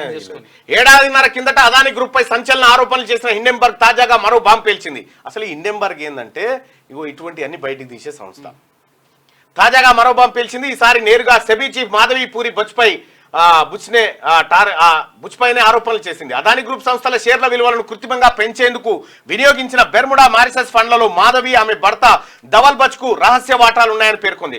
గౌతమ్ అదానీ సోదరుడు వినోద్ అదానీ ఇండియా ఇన్ఫోలైన్ ద్వారా 2015 జూన్ 5న సింగపూర్ లో ఈ ఖాతా తెరిచాడని తెలిపింది. ఈ మేరకు శనివారం తన వెబ్సైట్ లో పోస్ట్ చేసిన బ్లాగ్ లో ఆరోపించింది. ఓ ప్రజావేగు అందించిన పత్రాల ఆధారంగా ఈ ఆరోపణలు చేసింది. మాధవి దంపతులు 2015లో అదానీ విదేశీ కంపెనీలో పెట్టుబడులు పెట్టగా ఆ తర్వాత అంటే 2017 మాధవి బచ్ సెబీలో శాశ్వత డైరెక్టర్ పదవి చేపట్టారు. అనంతరం 2022 మార్చిలో సెబీ చీఫ్ గా నియమితులయ్యారు. అదానీ గ్రూప్ అక్రమ నిధుల మళ్లింపు వ్యవహారంలో ఎలాంటి అవకతవకలు జరగలేదని సెబీ ఇప్పటికే సుప్రీంకోర్టుకు తెలిపిన విషయం తెలిసిందే. దాంతో సెబీ చీఫ్ పైన హిండెన్బర్గ్ ఆరోపణలు ఎక్కుపెట్టింది. ఈ వ్యవహారంపై మరోసారి రాజకీయంగా రగడ జరిగే అవకాశాలు కనిపిస్తా ఉన్నాయి. ఇక్కడ సెబీకి సంబంధించి అదానీ విదేశీ కంపెనీల్లో సెబీ చీఫ్ కు వాటాలున్నాయట. Hindenburg మళ్ళొక bomb పేల్చింది. ఇక దీని మీద గతంలో సెబీ ఈ అదానీ గ్రూప్ మీద వచ్చినటువంటి ఆరోపణల మీద పార్లమెంట్ అట్టుడికింది. కేంద్రాన్ని కమిటీ ఏమంటే అలా కమిటీ వేయలే అంత బరాబరే ఉందని కొట్టేసారు, కథం అయిపోయింది. ఇప్పుడు కూడా అంతే. అందుకే రాహుల్ గాంధీ గారు చెప్తా ఉంటారు A1, A2, A3 అని. A1 అంటేనేమో అంబానీ, A2 ఈయన, A3 ప్రధాని మోడీ. ఆ మందులతో కాలం చెల్లినట్టే, రోగుల ప్రాణాలతో వైద్య శాఖ చెలగాటం. గడువు ముగిస ఇక్కడనేమో సుప్రీంకోర్టు మనీష్ సిసోడియాకు బెయిల్ ఇచ్చింది. ఏమని 17 నెలల తర్వాత. ఈ విచారం ముందుకు పోతలేదు, ఆధారాలు లేవు, మనలేవు, పో ఇంటికి పో అని ఇచ్చిపెట్టింది. ఏ వాసన లేనోని తీసుకొచ్చి జైలు వేసిరు. గిన్ని ఆరోపణలు వస్తా ఉంటే అదాని బయట తిరుగుతున్నాడు. కనీసం పట్టించుకుంటే కేసు నమోదు చేస్తలేరు. ఆ మందులతో కాలం చెల్లినట్టే, రోగుల అదాని అంబానీ వానలు దడిస్తే నరేంద్ర మోడీ గారు దుమ్ముతారు. ప్రభుత్వం అట్లే ఉన్నది. ఆయన వానలు దడిస్తే వీళ్ళు గోయిలేసుకుంటారు. ఆ మందులతో కాలం చెల్లినట్టే, రోగుల ప్రాణాలతో వైద్య శాఖ చెలగాటం. గడువు ముగిసిన ఔషధాలపై నిర్లక్ష్యం, సకాలంలో వాటిని వెనక్కి పంపని వైనం. ఎక్స్పైరీ మందులతో 390 కోట్లు నష్టం. తాజాగా నిర్మల్ జిల్లాలో కాలం చెల్లిన సెలైన్లు రోగికి ఇచ్చిన ఆసుపత్రి సిబ్బందట. ఎక్స్పైరీ అయిపోతా ఉన్నాయి. గడువు ముగిసిన మందుల వాడకంపై కలెక్టర్ సీరియస్. ఖానాపూర్ ప్రభుత్వ ఆసుపత్రి ఫార్మసిస్టు, స్టాఫ్ నర్స్ పై సస్పెన్షన్ వేటేసిరట. వచ్చే ఏడాది నుంచి రేషన్ సన్నబియ్యం చౌక ధర దుకాణం ద్వారా పంపిణీ. ఈ కుటుంబ వివరాలతో ఆరోగ్యశ్రీ స్మార్ట్ కార్డులు జారీ చేస్తారట. కొత్త రేషన్ కార్డులపై ప్రజాభిప్రాయ సేకరణ. గ్రామాల్లో 1.5 లక్షల, పట్టణాల్లో 2 లక్షల ఆదాయ పరిమితి. మంత్రివర్గ ఉపసంఘం నిర్ణయం తీసుకుంది. రైట్గా ఇది ఆంధ్రజ్యోతిలో ఉన్నటువంటి వివరాలు. ఇది ఒకసారి తెలంగాణ రైట్గా బర్త్డే స్పెషల్ మీరు చూపిన ప్రేమకు కృతజ్ఞతలు. Prince Mahesh Babu tweet viral అయిందట. ఇక ఇది ఇట్లుంటే భాగ్యనగరంలో జైటిస్ సెప్టెంబర్ నుంచి ప్రారంభం. జంతు ఆరోగ్య రంగంలో కొత్త ఆవిష్కరణలు. వందలాది నిరుద్యోగుల కొలువులు. సీఎం రేవంత్ బృందంతో కంపెనీ భేటీ. ప్రపంచ స్థాయి లైఫ్ సైన్సెస్ హబ్ గా హైదరాబాద్. తెలంగాణ సీఎం రేవంత్ రెడ్డి. మరోవైపు స్టాన్ఫోర్డ్ సహకారం, సర్కార్ భాగస్వామ్యంతో శాటిలైట్ సెంటర్. ప్రపంచంలో ప్రముఖ జంతు ఆరోగ్య సంస్థగా పేరొందిన జైటిస్ కంపెనీ హైదరాబాద్ లో తమ క్యాపబిలిటీ సెంటర్ ను విస్తరించేందుకు నిర్ణయించింది. అందులో భాగంగానే రానున్న సెప్టెంబర్ నుంచి కార్యకలాపాలు ప్రారంభించాలని నిర్ణయించింది. దీంతో వందలాది మందికి ఉద్యోగాలు వస్తాయట. తెలంగాణ సర్కార్ కీలక నిర్ణయం. రేషన్ కార్డుల స్థానంలో స్వైపింగ్ కార్డులు. ఒక కుటుంబానికి ఒకే రేషన్ కార్డు, భేటీ అయిన కేబినెట్ సబ్ కమిటీ, అర్హతలు విధి విధానాలపై చర్చ, గ్రామీణ ప్రాంతాల్లో 1,50,000, అర్బన్ ప్రాంతాల్లో 2,00,000 రూపాయల లిమిట్. అంటే ఇక్కడ దీంట్లో పనిచేస్తున్నటువంటి వాళ్ళు, సివిల్ సప్లైలో పనిచేస్తున్నటువంటి అవుట్ సోర్సింగ్ ఏజెన్సీ వాళ్ళు ఎవరైతే ఉన్నారో మమ్మల్ని రెగ్యులరైజ్ చేయాలని చెప్పి వాళ్ళు నిన్న ఒక రిప్రజెంటేషన్ ఇచ్చిపోవడం జరిగింది. వయనాడును ఆదుకుంటాం, ప్రధాని మోడీ ఏరియల్ సర్వే, వరద బాధితుల కన్నీటి పర్యాంతం ఓదార్చిన ప్రధాని మోడీ అన్ని విధాల అండగా ఉంటామని ఆయన హామీ. వయనాడును ఆదుకుంటామని ప్రధానమంత్రి నరేంద్ర మోడీ తెలిపారు. శనివారం ప్రధాని నరేంద్ర మోడీ వయనాడులో పర్యటించారు. ఇండియన్ ఎయిర్ ఫోర్స్ ప్రత్యేక హెలికాప్టర్లో ఏరియల్ సర్వే నిర్వహించారు ఆయన. ఇక బీసీలే ఫస్ట్, తర్వాతే party. Congress party BC declaration అమలు చేస్తుంది. బీఆర్ఎస్ బీజేపీ కూడా డిక్లరేషన్ ప్రకటించాలి. త్వరలో బీసీల మహోద్యమం రాబోతున్నది. రాజ్యాధికారానికి బీసీలు బలంగా పోరాడాలి. అవసరమైతే బీసీ ప్రజాప్రతినిధులు తాము పదవులను వదులుకోవడానికి రెడీగా ఉండాలి. బీసీల సత్యాగ్రహ దీక్షలో తీన్మార్మలన్ అంటూ నిన్న నేను కంప్లీట్గా, ఎందుకంటే అత్యంత దెబ్బతిని నష్టపోయిన బీసీల వైపు నిలబడ్డా, వాళ్ళ పక్షాన మాట్లాడుతూ ఉన్నా. నేను మాట్లాడేది రైట్ అన్న అంతరాత్మ చెప్తా ఉంది, అది మాట్లాడుతా ఉంది. అగ్రవర్ణ పేదలకు కూడా ఐటీ టెన్షన్స్, ఉద్యోగుల్లో బెంగళూరు కలవరం. 14 వర్కింగ్ అవర్స్ వైపు ఐటీ కంపెనీలు, డైలమాలో హైటెక్ సిటీ అట. అగో ఐటీ ఉద్యోగుల్లో కలవరం మొదలైంది. హైదరాబాద్ అంటేనే సాఫ్ట్వేర్ ఎంప్లాయీస్, టెక్కీలు అంటేనే హైదరాబాద్ అంతగా భాగ్యనగరంపై ముద్రపడింది. ఈ నేపథ్యంలోనే హైదరాబాద్కు ప్రపంచ స్థాయిలో గుర్తింపు దక్కింది. భాగ్యనగరానికి ఆ స్థాయిలో క్రేజ్ ఉండడంతోనే దేశ విదేశాల నుంచి బడా ఐటీ కంపెనీలన్నీ ఇక్కడ తమ బ్రాంచ్లను ఓపెన్ చేసేందుకు తెగ ఆరాటపడుతుంటారు. ఒక రకంగా చెప్పాలంటే సగం హైదరాబాద్ ఐటీ ప్రభావం ఉంటుందనడంలో ఎలాంటి సందేహం లేదు. కొన్ని సంస్థలు ఐటీ ఉద్యోగులపై ఎక్కువగా ఆధారపడి పడుతున్నాయి. క్యాబ్లు, ఈఎంఐలు, ఫుడ్ డెలివరీలు, ఈ కామర్స్ సంస్థలు తదితర సేవలు ఐటీ ఉద్యోగులు ఎక్కువ వినియోగించుకోవడం గమనార్హం. ఇకపోతే హైటెక్ సిటీ, గచ్చిబౌలి, మాదాపూర్ తదితర ప్రాంతాలన్నీ ఐటీ కంపెనీలు ఉద్యోగులతో కిటకిట్లాడుతున్నాయి. ఒక హైదరాబాద్ నగరంలోనే చిన్న పెద్ద ఐటీ కంపెనీలు అన్ని కలిపి 1,500కు పైగా ఉంటాయి. వీటిలో దాదాపు 9 లక్షల మంది ఉద్యోగులు పనిచేస్తా ఉన్నారట. ఐటీ టెన్షన్ పట్టుకుంది. ఉద్యోగుల బెంగళూరు కలవరం బెంగళూరులో చేసినట్టు ఈడ కూడా చేస్తారని భయపడతా ఉన్నారట. ఇప్పటికే సాఫ్ట్వేర్ ఉద్యోగులపై ఫుల్ ప్రెషర్. భాగ్యనగరంలో 1,500కు పైగా ఐటీ కంపెనీలు, 9 లక్షల మందికి పైగా ఎంప్లాయీస్ లే ఆఫ్ తో భారీగా ఉద్యోగాలు లాస్ అయ్యే అవకాశం ఉందట. BRS outdated party. బీఆర్ఎస్ అంటే బంగ్లాదేశ్ రాష్ట్ర సమితి అంట. బీజేపీలో బీఆర్ఎస్ విలీనం మీడియా చూస్తే టీ కాంగ్రెస్ లో లుకలుకలు మొదలయ్యాయి. 5 ఏళ్లు ఉంటారా లేదా అనేది వారి చేతుల్లోనే ఉంది. కేంద్ర హోంశాఖ సహాయ మంత్రి బండి సంజయ్ రైట్గా పవర్ 5 ఫోకస్ పెట్టిరుగా జల విద్యుత్ కేంద్రాల్లో గరిష్ట విద్యుత్ ఉత్పత్తి చేయాలి. 17 రోజుల విద్యుత్ ఉత్పాదనకు సరిపడా బొగ్గు నిల్వలు ఉండాలి. ప్రజల కోసం నిబద్ధతతో పనిచేయాలి. అధికారులకు ఉప ముఖ్యమంత్రి బట్టి ఆదేశాలు. థర్మల్, హైడల్ విద్యుత్ ఉత్పాదనపై సమీక్ష. జల విద్యుత్ కేంద్రాల్లో గరిష్ట విద్యుత్ ఉత్పత్తి చేయాలని హైడల్ ప్రాజెక్టుల సీలను డిప్యూటీ సీఎం బట్టి విక్రమార్క ఆదేశించారు. శనివారం మహాత్మా జ్యోతిరావు పూలే ప్రజాభవన్లో థర్మల్, హైడల్ విద్యుత్ ఉత్పాదనపై ఆ శాఖల సీఈఓలతో డిప్యూటీ సీఎం బట్టి విక్రమార్క సమీక్షించారు. ఇక ఈ సందర్భంగా బట్టి మాట్లాడుతూ కృష్ణా గోదావరి నది పరివాహక ప్రాంతాలతో పాటు ఇతర ప్రాంతాల్లో వర్షపాతం నమోదు అవుతున్నదని, కాబట్టి జల విద్యుత్ పెంపునకు చర్యలు తీసుకోవాలని సూచించారు. ఇక డిపాజిట్లు, రుణాలు బ్యాంకుకు చక్రాలు, వాటి మధ్య అసమతుల్యతను అధిగమించాలి. డిపాజిట్ల సమీకరణను పెంచాలి. ఆకర్షణీయమైన పథకాలతో ముందుకు రావాలి. బ్యాంకుల కేంద్ర ఆర్థిక మంత్రి నిర్మలా పిలుపు. RBI central board of director సమావేశంలో ఆమె మాట్లాడింది. ఇక బంగ్లాదేశ్లో మళ్లీ చెలరేగిన అల్లర్లు. ఇక చీఫ్ జస్టిస్ రాజీనామాకు పట్టు, మరోసారి రోడ్డెక్కిన నిరసనకారులు. ఇక సుప్రీంకోర్టు వద్దకు చేరుకుని భారీ ఆందోళనలు దిగొచ్చి రాజీనామా చేస్తారని వెల్లడించిన సుప్రీంకోర్టు. ఇక మల్లారెడ్డి యూనివర్సిటీ వద్ద ఉద్రిక్తత. తరగతి గదిలో విద్యార్థి అరుణ్ అనుమానాస్పద మృతి. అంబులెన్స్ ప్రథమ చికిత్స లేకపోవడం వల్లే ఆందోళనకు దిగిన విద్యార్థి సంఘాల విద్యార్థులు యాజమాన్య నిర్లక్ష్యం వల్లే చనిపోయాడంటూ ఆగ్రహం. విద్యార్థికి న్యాయం చేయాలని డిమాండ్ అంటూ ఇప్పటి వరకు మల్లారెడ్డి యూనివర్సిటీలో 20 మందికి ఎక్కువ చచ్చిపోయారు. అనురా యూనివర్సిటీలో చచ్చిపోయారు. ఈ చచ్చిపోతున్న పిల్లల సంగతి ఏంది? ఎందుకు చస్తా ఉన్నారు? అసలు మల్లారెడ్డిని, తర్వాత ఈయనను పల్లారాజేశ్వర రెడ్డిని ఎందుకు భుజాల మీద ఎత్తుకొని తిరుగుతా ఉంది ప్రభుత్వం? ఎంక్వైరీ చేయండి, ఎంక్వైరీ కమిషన్ వేయండి, దాని మీద ఎందుకు చచ్చిపోతా ఉన్నారు అనేది. నారాయణ శ్రీ చైతన్యలో ఈ మల్లారెడ్డి తర్వాత అనురాగ్ ఇచ్చంతరం చూస్తే మనకు మంచి రోజులు వస్తున్నాయి, పెరిమిటి తెలంగాణకు భారీ పెట్టుబడులు వస్తా ఉన్నాయని చెప్పి కార్టూన్. ఇక వయనాడును ఆదుకుంటామని ప్రధాని నరేంద్ర మోడీ. ఇక భాగ్యనగరంలో బైటీస్, ఏది మన రేవంత్ రెడ్డి గారి పర్యటనకు సంబంధించినటువంటి పూర్తి వార్త. ఇక తెలంగాణ సర్కార్ కీలక నిర్ణయం తీసుకుంది. ఐటీ సెక్షన్ ఆందోళన ఉంది. మల్లారెడ్డి యూనివర్సిటీ వద్ద ఉద్రిక్తత.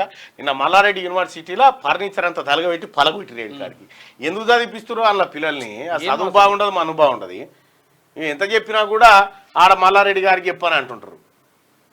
ప్రజాపాలనలో కొత్త రేషన్ కార్డుల కోరికలు తీరేది ఎన్నడు. అధికారం అందుకొని 8 నెలలు దాటుతున్న 6 గ్యారంటీల ఆశలో సామాన్యుడు ఊరేగుతున్నాడు. ఇందిరమ్మ ఇండ్ల కోసం కలలు కంటున్నాడు. అమరవీరుల కుటుంబాలు మీరు ఎన్నికల్లో ప్రకటించిన హామీల కోసం ఎదురు చూస్తున్నారు.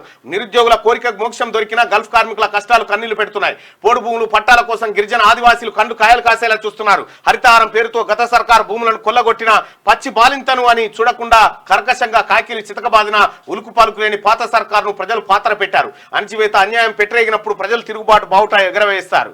రంగులు మారుతున్న రాజకీయాలను చూసి కండువాలు మారుస్తున్న నాయకులను చూసి ప్రజలు అసహించుకుంటున్నారని పెద్దపల్లి రాజన్న. ఇక సుంకిశాల ఎవరి మానస పుత్రికనో ఈ సుంకిశాల మన కూలిపోయింది. ఇక్కడ ఇదే శనార్థి తెలంగాణలో కచ్చీరికాడ ముచ్చట్లని కాశే మామ ఏడున్నవే ఎందుకు బీరా ఏం లేదు మామ కొన్ని ముచ్చట్లున్నాయి నీతో మాట్లాడితే నాకున్న అనుమానాలు పోతాయని అంతే. అల్లడా బుక్కడ బోధిని మన కచ్చీరికాడికే వస్తా. సరే మామ జల్దీ రామల్లా అట్నే వస్తాను. అందుబాటులో ఉన్న మనోళ్ళకు కూడా కూడగట్టు మామ నువ్వే లేవు అంతా ఈయనే ఉన్నారు. ఇక సరే సరసర వస్తున్నా. భీమయ్య ఏమీ నీ అనుమాన సంగతులు ఏంటో చెప్పు. సుంకిశాల పనులకు ఆగమాగం పనులే అంటాడేంది కేటీఆర్. ఆ ముచ్చట్నా ఏముంది మొగని కొట్టి మొగసాలకి ఎక్కింది అంటారు చూడు. ఈ ముచ్చట అంతే అల్లుడా భీమా. కేటీఆర్ పుండాకోరు మాటలకు ఉప ముఖ్యమంత్రి బట్టి సార్ జబర్దస్త్ మాట అన్నాడు. ఏందా మాట? మీరు తప్పులు చేసి మాపై నిందలా అని నిలువున జీరిండు. అవునా భలే ఘాటు మాట అన్నాడు. అంతేకాదు ఈ కేటీఆర్ ఇవ్వని అయ్యకు చెప్పకుండా ఇప్పుడు కట్టిన ప్రాజెక్టులకు నక్షను మార్చి దోసుకుండ్రు. నక్షను మార్చి అందుకే ఈ ప్రాజెక్టులు నిల్వన కూలబట్టే. ఏంది మామ కేటీఆర్ ఏందో సుధపూస మాటలు మాట్లాడుతుండు సిగ్గాన లేదు. ఊకో పిల్లగా నీ ఎకశకం కాకపోతే అప్పట్లా ఇలా దూకబాజి ముచ్చట్లకే ఏ పురుషోమన్న ఓ రాగం అందుకున్నాడు. మీకేమైనా ఎరుకుందా? లేదే ఓ శరణం పాడతా ఇనూరు సరే పాడు. ఎవని పాలయ్యింది రో తెలంగాణ ఎవడేలుతున్నాడు రో ఈ తెలంగాణ ఈ పాట. అప్పటి నుంచి ఎప్పటికి ఇలాంటి బట్టెబాయి మాటలు లాంటి వాళ్ళకు సురుకు పెట్టే పాటనే. అవునే సరే కానీ ఇంకేం ముచ్చట ఉందో చెప్పు భీమయ్య. నిజామాబాద్ ప్రభుత్వ కొలువు ఎలగబెడుతున్న అధికారి ఇంట్లో ఏసీబీ అధికారులు దాడి చేస్తే కోట్ల డబ్బు ఆస్తులు పత్రాలు తెగ బయటపడుతున్నాయట. దీని ముచ్చటేంది? ఏముంది పిల్లగా కేసీఆర్ పాలనలో అందరు దండుపాలెం ముఠా సభ్యులే. ఇచ్చేంతరం ఏందో చెప్పు మామ. ఇక ఇంకో ముచ్చటేంది అది కానీ ఢిల్లీ ఉప ముఖ్యమంత్రి సిసోడియాకు సుప్రీంకోర్టు బెయిల్ ఇచ్చిందిగా. మరి లేకుంటే విచారణ జప్పున చేట లేదని బెయిల్ ఇచ్చినామని బెంచ్ చెప్పింది. బెయిల్ ఇవ్వకుంటే వాళ్ళ హక్కులు కాలు రాయడమని కూడా చెప్పింది పిల్లగా. మరి అట్లయితే కల్వకుంట్ల కవితకు కూడా డబుల్ బెయిల్ వస్తుందంటావా మామ? ఏమో నాకు తెలియదు. వచ్చినా రావచ్చు రాకపోయినా రాకపోవచ్చు.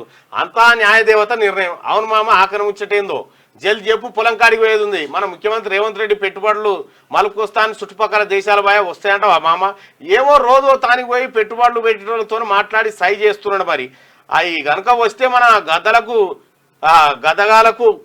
అయింది మన గదగాలకు కొలువులు వస్తాయట. అట్లయితే మా పోరంగానికి కొలువు వస్తుందంట. ఆ మనోని చదువు వాళ్ళకి ఎక్కర వస్తట్టు ఉంటే సరిపోయా అంతేనంటవా?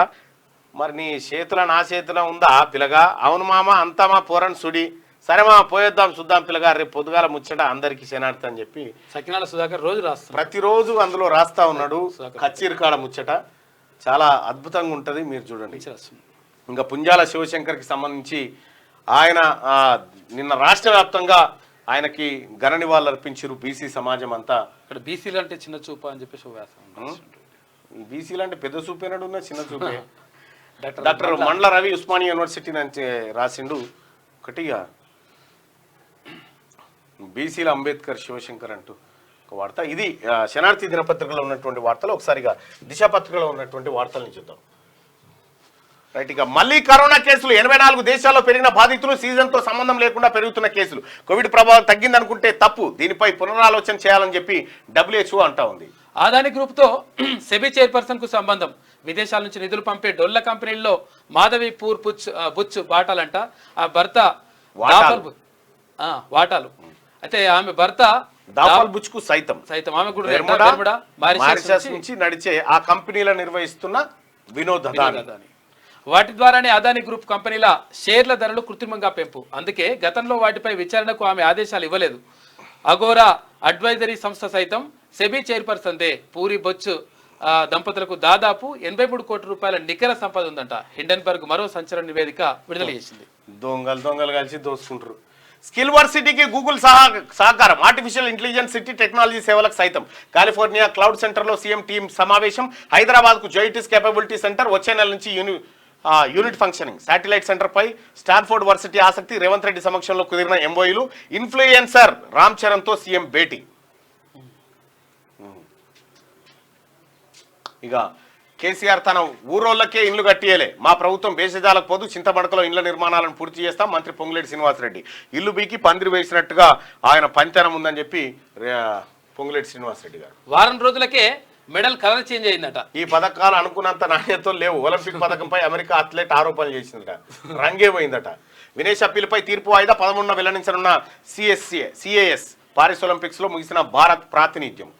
కేటీఆర్ జైలుకెళ్లడం ఖాయం, రేవంత్ పంపిస్తారు. ఆయన అరాచకాలు అవినీతి అందరికీ తెలుసు, రేవంత్ పంపిస్తారన్న నమ్మకం నాకున్నది.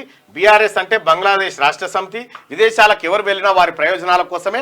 అసద్ ఎన్ని వక్ఫ్ బోర్డులు కాపాడారు, కేంద్ర సహాయ మంత్రి బండి సంజయ్. గ్రామాల్లో 1,00,000, పట్టణాల్లో 2 లక్షల రూపాయలు. ఆ లోపు ఆదాయం ఉన్న వారికి తెల్ల రేషన్ కార్డులు వస్తాయంట. కేబినెట్ సబ్ కమిటీ ముందుకు ప్రతిపాదనలు, పరిగణనలోకి సక్సేనా కమిటీ సిఫారసులు. ప్రజాప్రతినిధుల నుంచి సలహాల సేకరణ, విధి విధానాలపై మంత్రివర్గ ఉపసంఘం చర్చ జరుగుతుందట. గాజాపై ఇజ్రాయెల్ దాడి, 100 మంది మృతి. ఆల్ సహాబా ప్రాంతంలోని స్కూల్పై ఎయిర్ స్ట్రైక్. గత వారంలోనూ 3 స్కూళ్లపై దాడులు. 72 గంటల్లో 60,000 మంది వలసలు వెళ్ళిపోయినారట. ఇక పీజీ వైద్య విద్యార్థినిపై లైంగిక దాడి, హత్యనంట. కోల్కతాలోని అర్జీ మెడికల్ కాలేజీలో ఘటన, పోలీసుల అదుపులో అనుమానితుడు. నేరస్తుడిని కఠిన శిక్ష విధిస్తాం, అవసరమైతే ఉరితీస్తాం బెంగాల్ సీఎం. మళ్లీ భగ్గుమన్న బంగ్లా. ఆ దేశ సుప్రీంకోర్టు ఎదుట విద్యార్థులు, న్యాయవాదుల ఆందోళన. రాజీనామా చేసిన చీఫ్ జస్టిస్ ఇక న్యాయమూర్తుల భద్రత కోసం వైదొలుగుతున్నా అని చెప్పేసి తెలంగాణలోనూ అధికారంలోకి అదే లక్ష్యంతో ముందుకు. త్వరలోనే రాష్ట్ర అధ్యక్షుడు నియామకం, ప్రస్తుత కమిటీలన్నీ రద్దు, కొత్తవి నియమిస్తాం. యువతకు బీసీ లీడర్లకు ప్రాధాన్యత. 15 రోజుల్లో సభ్యత్వ నమోదు ప్రక్రియ ప్రారంభం. ఇకపై ప్రతి 2వ శని ఆదివారాలు ఇక్కడే. తెలుగు రాష్ట్రాల వివాదాలకు పరిష్కారం, అవసరమైతే సీఎం రేవంత్తో మరోసారి భేటీ. తెలంగాణలో ఆయన పరిపాలన బాగుంది. ఎన్టీఆర్ ట్రస్ట్ భవన్లో టీడీపీ అధినేత. తెలంగాణలో పరిపాలన బాగున్న తర్వాత మనం అధికారంలోకి వచ్చి ఏం చేస్తాం సార్? గ్రామానికి ఒక రెవెన్యూ ఉద్యోగి, సత్వర సేవల కోసం తప్పనిసరి. విచారణ రిపోర్టులు, అకౌంట్స్ కోసం భూదార్ నంబర్లకు స్టాఫ్ మస్ట్. ఆర్ఓఆర్ 2024 డ్రాఫ్ట్ లో గ్రామీణ వ్యవస్థకు ప్రాధాన్యత ఇవ్వబోతున్నట్టుగా చెప్తా ఉన్నారు. ఇది దిశ పత్రికలో ఉన్నటువంటి వార్తలు. ఇక ఆదాబ్ హైదరాబాద్ చూస్తే రైట్, తెలంగాణలో టీడీపీ బలోపేతం కావాల్సి ఉందని చెప్పి చంద్రబాబు నాయుడు. కబ్జాలపై హైడ్రా కొరడా జులిపిస్తుందంటూ ఇంకొక వార్తను, పూర్తి స్థాయి వార్త 8వ పేజీలో ఆదాబ్ హైదరాబాద్ లో. వయనాడు ప్రజల కలలన్నీ కలలైపోయాయి. వయనాడులో పర్యటించిన ప్రధాని మోడీ సందర్భంగా వార్తను చూడొచ్చుగా. కంపెనీల విస్తరణకు హైదరాబాద్ అనువైనది. ప్రపంచ స్థాయి లైఫ్ సైన్సెస్ హబ్ గా నగరాన్ని తీర్చిదిద్దాలనేదే మా ఆలోచన అని చెప్పి ముఖ్యమంత్రి చెప్తా ఉన్నాడు. ఇక ఆజ్ కీ బాత్, పేరు పెద్ద ఊరు దిబ్బ, పైన పటారం లోన్ల లొటరం, అన్ని ఉన్న అల్లుడు నోటో శని అన్నట్టు ఈ సామెతలన్నింటికి సరిగ్గా సరిపోతుంది బీసీల జీవన శైలి.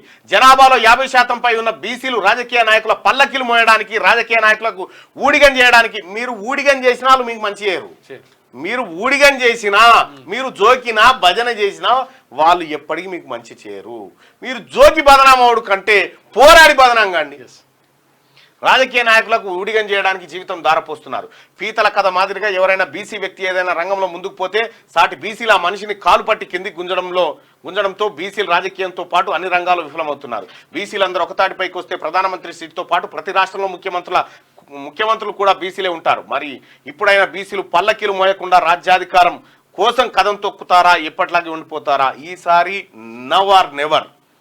ఈసారి బీసీలు ఖచ్చితంగా మేల్కొన్నారు. ఇక్కడ పీతలు లెక్క గుంజుతారంటే ఫస్ట్ గుంజె పీత సంగతి చూడు అంతే. 24 గంటలు అందుబాటులో ఉంటా, అన్నింటా జల విద్యుత్ ఉత్పత్తిని పెంచండి. ప్రతి ప్లాంట్లో కనీసం 17 రోజులకు సరిపడా బొగ్గు నిల్వలు ఉంచండి. ప్రాజెక్టులు నింపుకోవడంలో నిండుకోవడంతో అప్రమత్తం. ప్రజల అవసరాలు తీర్చేందుకు నిబద్ధతతో పనిచేయాలని అధికారులు. కేటీఆర్ జైలుకు తప్పదని చెప్పి బండి సంజయ్ చేసినటువంటి కామెంట్స్ ఇక్కడ చూడొచ్చు. ఇక కవిత బెయిల్కు బీజేపీకి ఎలాంటి సంబంధం లేదని చెప్పి కేంద్ర మంత్రి బండి సంజయ్ అంటున్నాడు. ఇక చీఫ్ జస్టిస్ గంటలో దీపావళి, బంగ్లాదేశ్లో మరోమారు అల్లర్లు, సుప్రీం జడ్జీలు లక్ష్యంగా నిరసనలు, తక్షణం జడ్జీలు రాజీనామా చేయాలంటూ ఆందోళన. 2 నెలల్లో మహిళల T20 ప్రపంచ కప్, బంగ్లాదేశ్లో ప్లేయర్ల భద్రతపై తమకు హామీ ఇవ్వాలంటూ ఆ దేశ ఆర్మీ చీఫ్కు బంగ్లా క్రికెట్ బోర్డు విజ్ఞప్తి చేసిందట. తెలంగాణలో కొత్త విమానాశ్రయాలు. చంద్రబాబు హయాంలోనే శంషాబాద్ ఎయిర్పోర్టుకు బీజం పడింది. విమానంలో ప్రయాణించే వారు భద్రతా అంశంలో జాగ్రత్తలు తీసుకోవాలి. ప్రధాని సూచనలతో ప్రతి ఒక్కరూ మొక్కలు నాటాలి. ఇక ఏవియేషన్ సెక్యూరిటీ కల్చర్ వీక్ లో పాల్గొన్న కేంద్ర మంత్రి రామ్మోహన్ నాయుడు. ఇక అన్నదాతలకు అండగా రేవంత్ సర్కార్ 1,00,000 లోపు రుణమాఫీతో రైతు ముఖాల్లో ఆనందం. వారం రోజుల్లో 2 లక్షల వరకు రుణమాఫీ. గౌరవల్లి ప్రాజెక్టు పూర్తికి 431.50 కోట్లు విడుదల. రైతు అవగాహన సదస్సులో మంత్రి పొన్నం. ఇక రిజర్వేషన్ల అమలుకు ప్రధాని నిర్దిష్ట హామీ. అన్ని రాష్ట్రాలు ఎస్సీ వర్గీకరణలు అమలు చేయాలి. రిజర్వేషన్లు ప్రతి కుటుంబాలకు అందాలి. 4 రాష్ట్రాల సీఎంలు ఇప్పటికే ముందుకు వచ్చారు. ఢిల్లీలో మీడియాతో మందకృష్ణ మాదిగా ప్రధాని మోడీ, హోంమంత్రి అమిత్ షాను మర్యాదపూర్వకంగా కలిసిన మందకృష్ణ. దాదాపు 30 నిమిషాల పాటు ప్రధానితో భేటీ. తెలుగు రాష్ట్రాల సీఎంలను త్వరలో కలిసి ధన్యవాదాలు తెలుపుతానని వెల్లడి.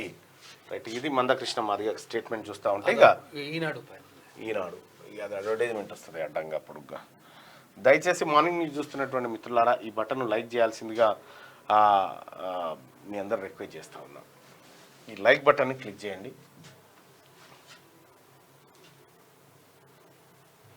దయచేసి ఒక్క క్షణం ఈ లైక్ కోసం కేటాయించండి. లైక్ చేయండి, తర్వాత షేర్ చేయండి. విజయ డైరీ 2 నెలల పాలు బిల్లు రావట్లేదు. విజయ డైరీలో మొత్తం ఇదే దందా మోపైంది. ఈ స్కూల్ ఫీజుల గురించి మాట్లాడినా నేను. స్కూళ్ళల్లో, ప్రైవేట్ కార్పొరేట్ స్కూళ్ళల్లో విద్యా హక్కు చట్టాన్ని అమలు చేయాలని చెప్పి మాట్లాడినా. అప్పుడు విద్యా హక్కు చట్టం అమలైతే ఏమైతే తెలుసా, శ్రీ చైతన్య, నారాయణ ఎవరైతే పెద్ద పెద్ద అనుకుంటున్నామో మనము కార్పొరేట్, అందులో 25% మంది పిల్లలకు ఫ్రీగా చదువు చెప్పాలి. ఫ్రీగా ఇవ్వాలి, ఉచితం ఇవ్వాలి, కానీ ఓడిస్తలేడు.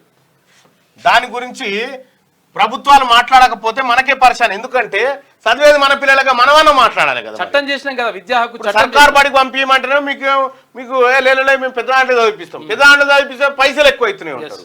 విద్యా హక్కు చట్టం ఉంది, దాన్ని అమలు చేయాలి. కొంతమంది రాజకీయ నాయకులు ఆ శ్రీ చైతన్య, నారాయణ వీటితో కుమ్మక్క అయిపోయి వాళ్ళ కాడ లంచాలు మింగుతారు కాబట్టి విద్యా హక్కు చట్టం అమలు కాదన్నట్టు.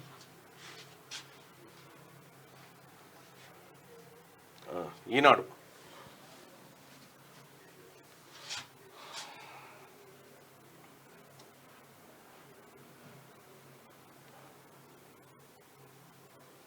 ఇంత పెద్ద స్క్రీన్లో గీడ స్టార్ట్ అవుతుంది. ఈనాడు అంటే ఎజోడిగా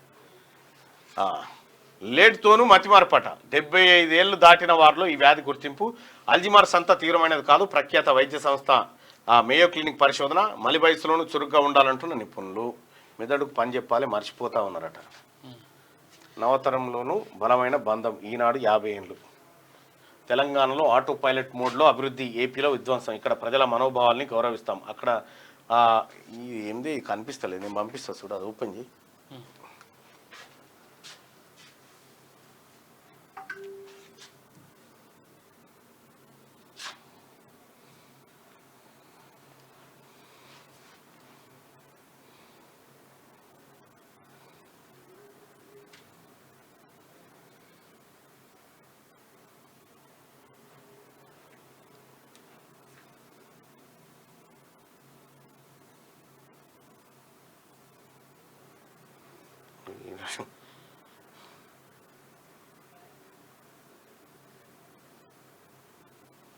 ఇది చలో ఈనాడు ఓపెన్ చేయి.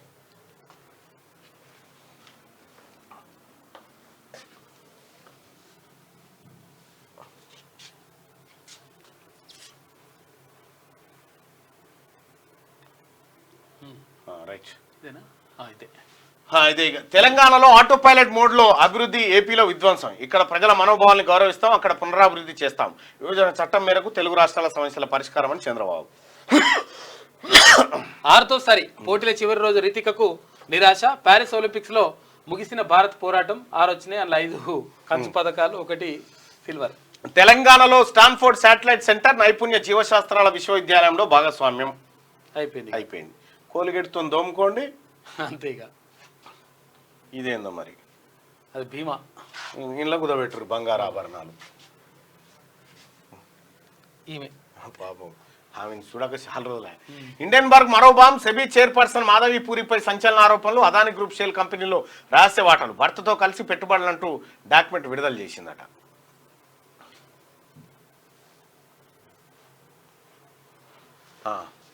సమగ్ర కులగణన. స్థానిక సంస్థల 42% రిజర్వేషన్ల సాధన కోసం శనివారం హైదరాబాద్లో పాల్గొన్నారట లీడర్లు. మనం కూడా పాల్గొన్నాం, కానీ మన పేరు కూడా రాయదు ఈమె పాపం. ఇందులో పవిత్రమైన పత్రికలు రాందేనయ్య. ఎందుకంటే కొన్నిటి వ్యవహారాలను కొంత కనిపెట్టుకుంటూ తిరగండి ప్రజలారా, ఎందుకంటే మళ్ళీ మోసపోవడానికి సిద్ధంగా ఉండకూడదు.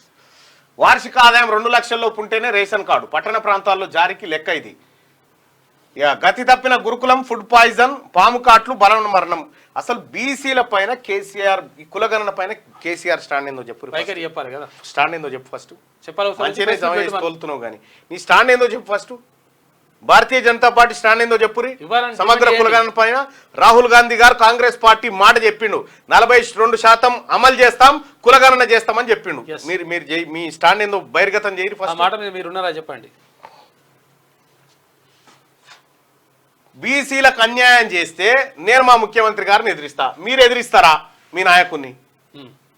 మీ నాయకులను ఎదిరించి మాట్లాడగలుగుతారా మీరు? వార్షిక ఆదాయం ఉండాలి, నిబద్ధతతో ఉంటే మాకే ఇబ్బంది లేదు, కానీ దొంగ డ్రామాలు చేస్తేనే పరిశాన్. వార్షిక ఆదాయం 2 లక్షల్లోపు ఉంటేనే రేషన్ కార్డు, పట్టణ ప్రాంతాల్లో జారీకి లెక్క ఇది, పల్లెల్లో భూమికి కూడా పరిగణలోకి. రెండు ఉంటే ఒకటి వదులుకోవాల్సిందే. కొత్త కార్డుల జారీ విధి విధానాలు, సక్సేనా కమిటీ సిఫార్సుల పరిశీలన, మంత్రివర్గ ఉపసంఘం నిర్ణయం. వార్షిక ఆదాయం 2 లక్షల్లోపు ఉంటేనే. ఇక గతి తప్పిన గురుకులం, ఫుడ్ పాయిజన్, పాము కాట్లు, బలవన్ మరణాలు. 8 నెలల్లో అంతా అస్తవ్యస్తం అయిపోయిందట. డెంగ్యూతో విద్యార్థిని మృతి. రెసిడెన్షియల్ స్కూళ్ళలో వరుస ఘటనలు జరుగుతూ ఉన్నాయట. అప్పుడేమో ఏం జరగకపోయేది. సుంకిశాలపై విచారణకు వెనకడుగు ఎందుకు? ఈ వెనకడుగు ఎవడు ఎత్తాడు? విచారణ చేయాలి. ఫస్ట్ విచారణ చేస్తే దొరికే దొంగ నువ్వే కదా, ఈ దొంగనే దొరుకుతాడు. తాజా అప్పు 3,000 కోట్లు. ఈ మంగళవారమే 3,000 కోట్ల రుణం తీసుకున్నారట. గ్రామాల్లో కుక్కలు, గురుకులాల్లో ఎలుకలు, టిఆర్ఎస్ భవన్లో మీరు.